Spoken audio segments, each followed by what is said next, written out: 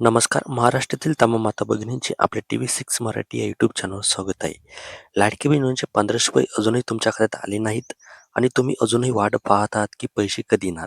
तर आज हा व्हिडिओ तुमच्यासाठी खूप महत्त्वाचा आहे. कारण आज आपण 2 मोठ्या गोष्टी समजून घेणार आहोत.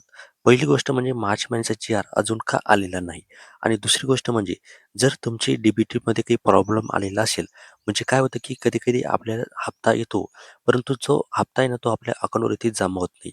त्याचं नेमकं कारण काय आणि त्याचं सोल्युशन काय ते सुद्धा या व्हिडिओच्या माध्यमातून आपण इथे बघणार आहोत. तरी व्हिडिओ शेवटपर्यंत नक्की बघा. चॅनलवर जर नवीन असाल तर आताच आपल्या चॅनलला इथे सबस्क्राईब करून घ्या.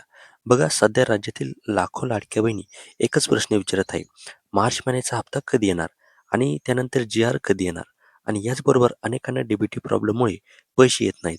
तर आज आपण कम्प्लिटली क्लॅरिटी इथे जाणून घेणार आहोत. सर्वात आधी आपण जी-आर बद्दल समजून घ्या.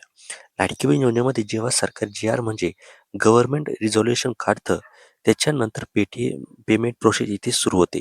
साधारणपणे काय होतं की जी-आर आला की 3 ते 5 दिवसांच्या आत पैसे खात्यात जमा होतात. पण सध्या समस्या काय आहे? अजून मार्च महिन्याचा जी-आर इथे आलेला नाही. आज जवळपास 13 तारीख आहे, पण अजूनही कोणतीही अधिकृत घोषणा इथे आलेली नाही. जर जी-आर आज किंवा उद्या आला तर होऊ शकतं की आजचा कोण वार आहे? आजचा बुधवार आहे.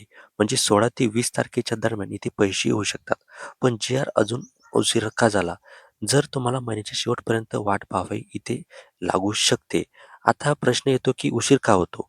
काही मुख्य कारणे याच्यामध्ये असू शकतात.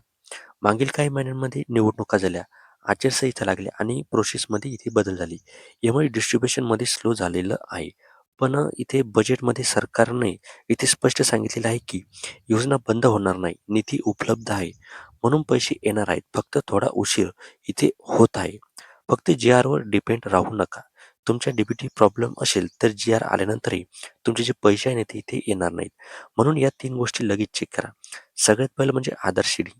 तुमचं आधार कार्ड बँक अकाउंटला प्रॉपरली लिंक आहे का? नसेल तर लगेच बँकमध्ये जाऊन तो कंप्लीट करा. दुसरं म्हणजे NPCI मॅपिंग. हे खूप महत्त्वाचं आहे. बँकमध्ये जाऊन सांगा माझं अकाउंट डी-बी-टीसाठी ॲक्टिव्ह करा. आणि तिसरं म्हणजे मल्टिपल अकाउंट. जर तुमच्याकडे 2 ते 3 अकाउंट असतील तर एकच प्रायमरी अकाउंट डी-बी-टीसाठी ठेवा. अकाउंट ॲक्टिव्ह ठेवा, ट्रान्झॅक्शन इथे करा. जी-आर येणं तुमच्या हातात नाही, पण डी-बी-टी करेक्ट ठेवणं हे तुमच्या हातात आहे.